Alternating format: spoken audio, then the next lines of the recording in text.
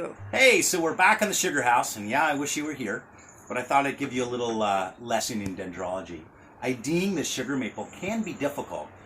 Those who have been doing it their whole life, it's not hard at all. They can't even tell you why it's a sugar maple. They just know it is. But people that are just starting out have a harder time. I think that the key is understanding the habitat of the sugar maple.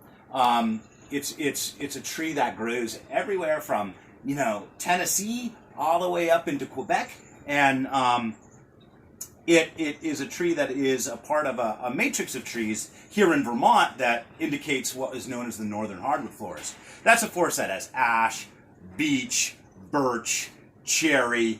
What other trees are in that northern hardwood matrix off the top of my head? That's pretty good for now. But in southern areas, it can be oak, hickory, dogwood, and trees like that. So just know that it likes poorly drained soils, not swampy, not standing water, but poorly drained soils that hold a lot of water but are very rich, with a very rich organic coloration to it. And as we get closer, I'm thinking, oh, this might be a sugar maple. We're going to look at that bark. The bark of the sugar maple is real tricky because when it's young, it's smooth. As it gets older, it gets more grooved or furrowed. And as it gets even more mature, those furrows get a little more flaky and even more webbed. It'll usually have these kind of white splotches on there. Those are actually just symbiotic lichens. They don't hurt the tree at all. They hold moisture within the tree. And just another key, it's not that other trees don't have them on them, but sugar maples tend to maybe a little bit more frequently. From there, we look at the branching structure.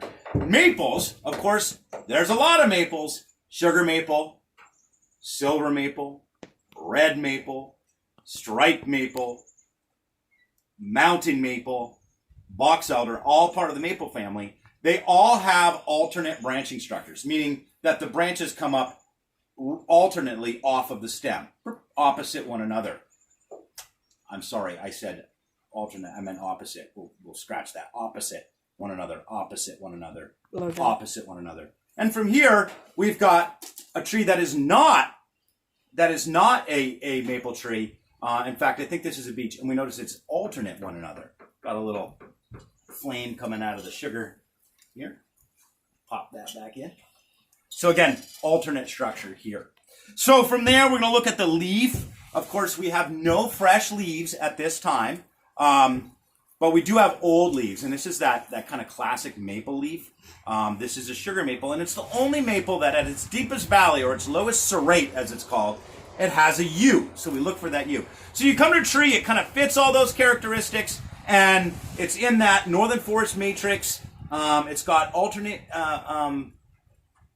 opposite branching structure. These leaves are all over the place. I think you're at you can take a pretty good guess. The more you do it, the more you're going to correctly identify the tree. I've seen people tap all kinds of trees that weren't maples. You find out pretty quick that it's not a maple.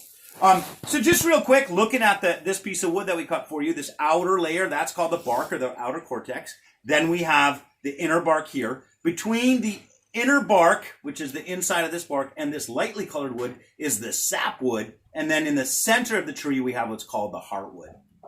So the xylem that's coming up the tree to that new growth, to those new buds, that is actually our sapwood, that lightly colored wood right in here. That smaller section here, it's about the size of a quarter. That's our heartwood. It's actually not alive anymore. It still has a chemical in it called lignin or suberin that's all through the tree that allows the tree to be supple but hard, kind of giving us that wooden texture. This tree is actually 50 years old. It's a slow-growing tree. Could have been in a suppressed area where there wasn't a lot of sunlight, but still, it's a slow-growing tree, being that, that's as big as my hand, 50 years.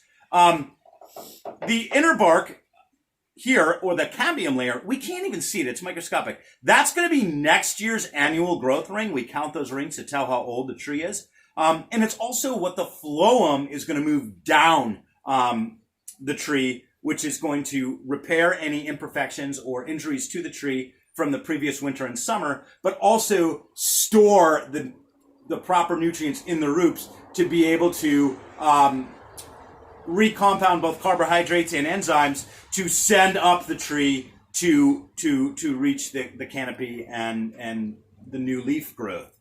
So what we do is we actually tap into the tree. We go about 2 inches into that tree, which allows us to access that tap wood.